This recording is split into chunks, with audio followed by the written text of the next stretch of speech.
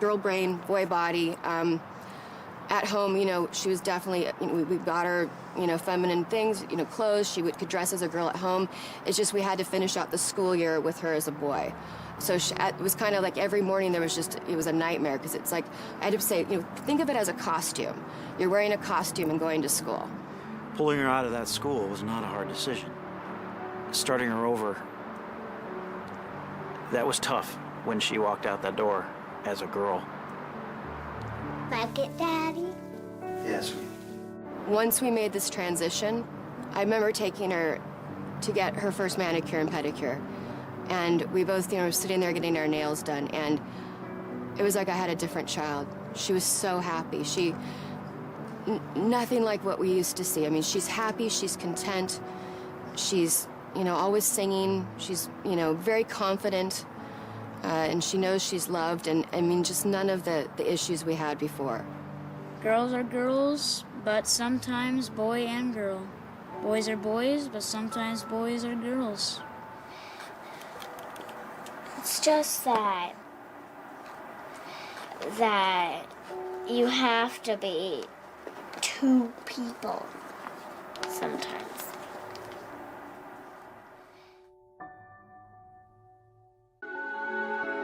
The answers to these questions begin before we are born.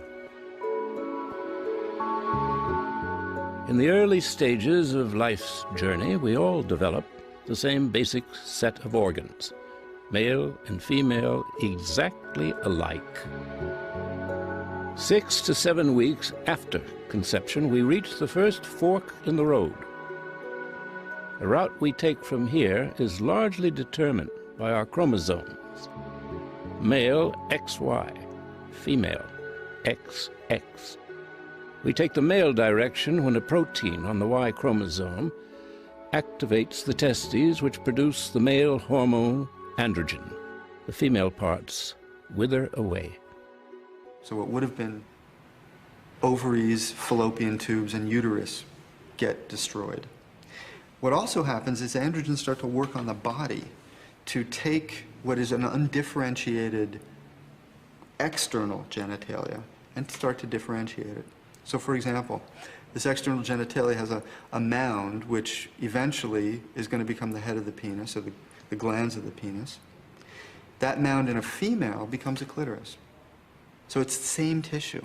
It just gets utilized differently with the presence of or absence of androgens. The labia, which this tissue has, are going to fuse in the male and become the scrotal sac, which, when the testes descend, are then going to hold the testes so they can dangle about and people be worried that they'll be chopped off. But in women, that tissue is the labia. The vaginal opening closes in males, whereas it remains open in females. And all this takes place in the first trimester, the first 3 months. But what else can happen in those first 3 months when males, XY, and females, XX, take their separate baths? There are other combinations, XXY, XYY, XO, that can send the developing child into territory in between neither male nor female, intersex. With intersex, one of the things that can happen is that the phallus can be halfway in between. You can have something that looks like a penis, but the opening is on the side. Or you can have something that looks like a clitoris, but is quite large. 1 person in 100 has a body that differs from what doctors consider standard male or female. That's over 4,000 people in a city this size.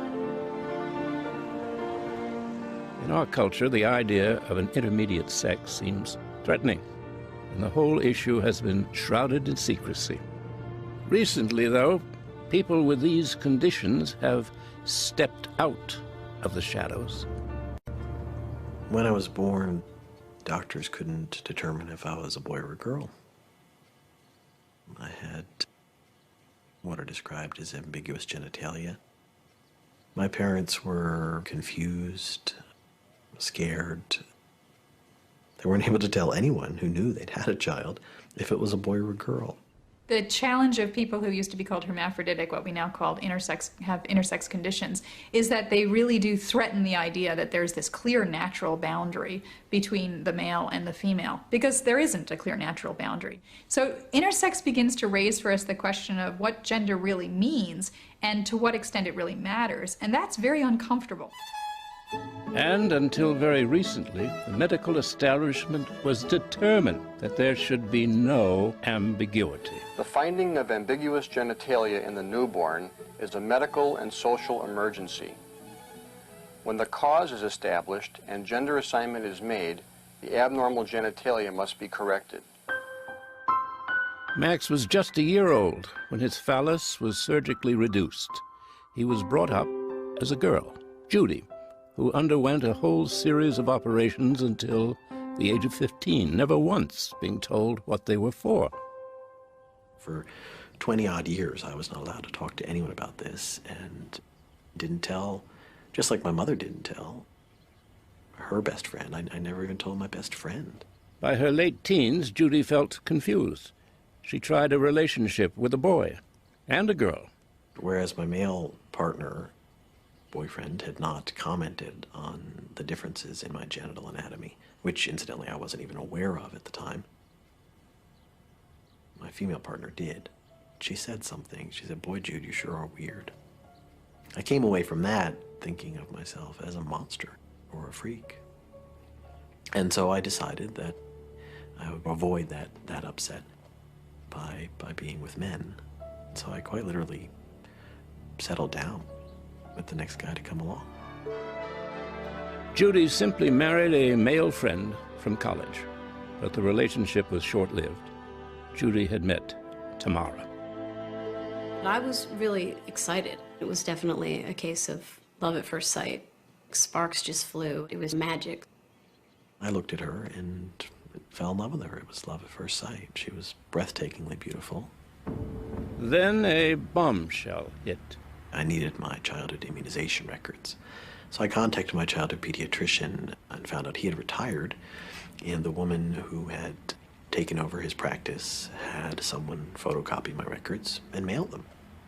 And I opened my mail in a diner in Center City, Philadelphia, and right after my name, which at the time was Judy Elizabeth Beck, were the words male pseudohermaphrodite. And I was devastated and dumbfounded. At the same time, it was almost a relief because I had a label. Not only did I know that I was a monster, but I could tell you, I could point in the textbook and exactly what kind of monster I was.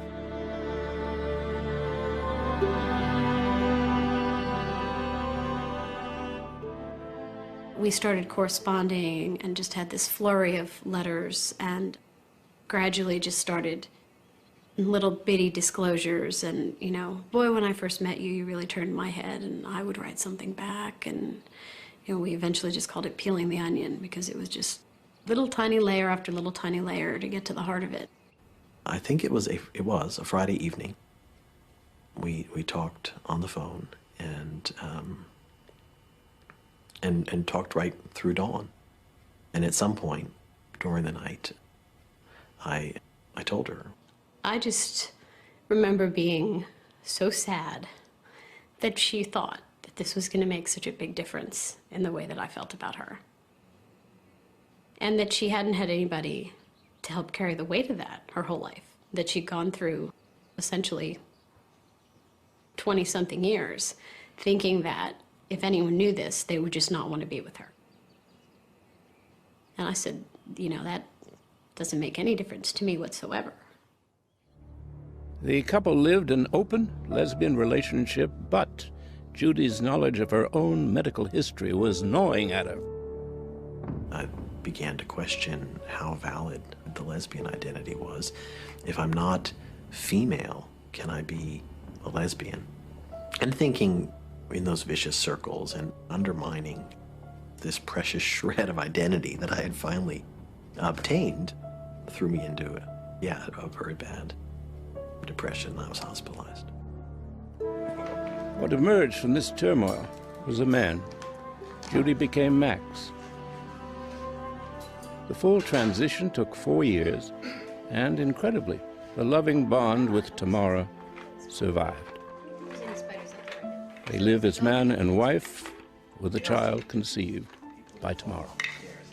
At first I was resistant. I was like, no, I finally got this lesbian relationship thing lined up. I've got a community and I know who I am and I understand the terms of my relationship and you can't go changing it on me in the middle.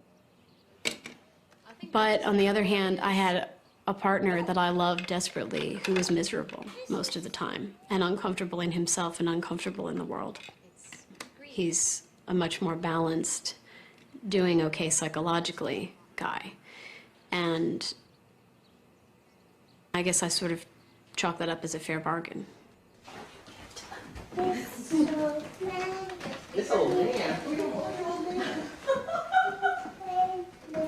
don't have a male identity, and I don't know that I ever had a female identity, but I certainly don't have one now.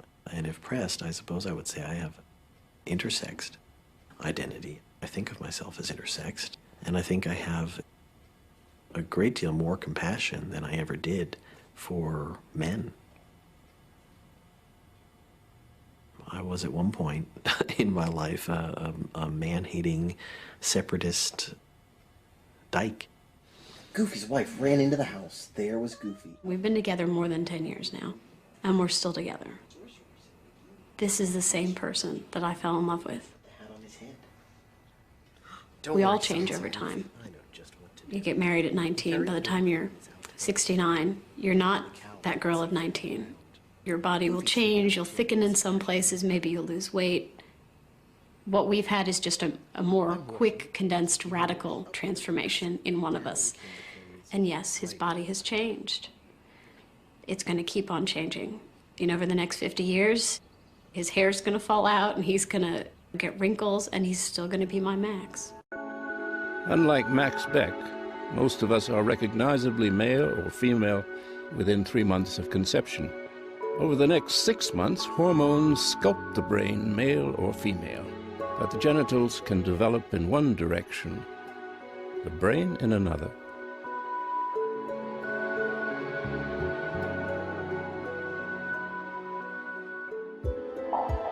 The Dutch Institute of Brain Research.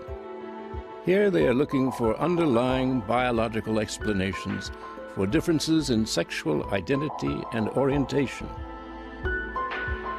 Deep within the center of the brain, Dutch scientists found differences between male and female, heterosexual and homosexual. They then turned their attention to the transsexual brain.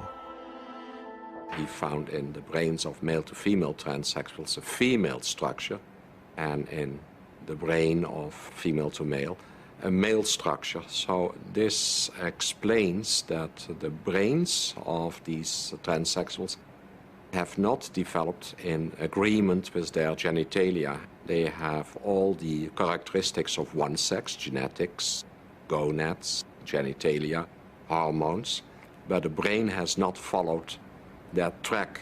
Humans are born with very incompletely developed brains.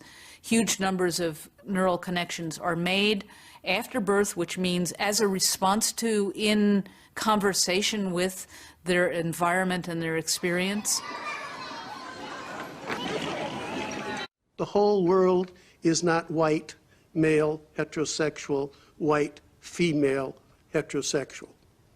We live in a glorious world of endowments, and that is true socially, and it's true sexually.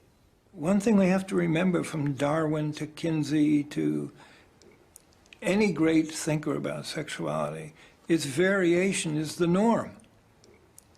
Biology loves variation. Biology loves differences. Society hates it.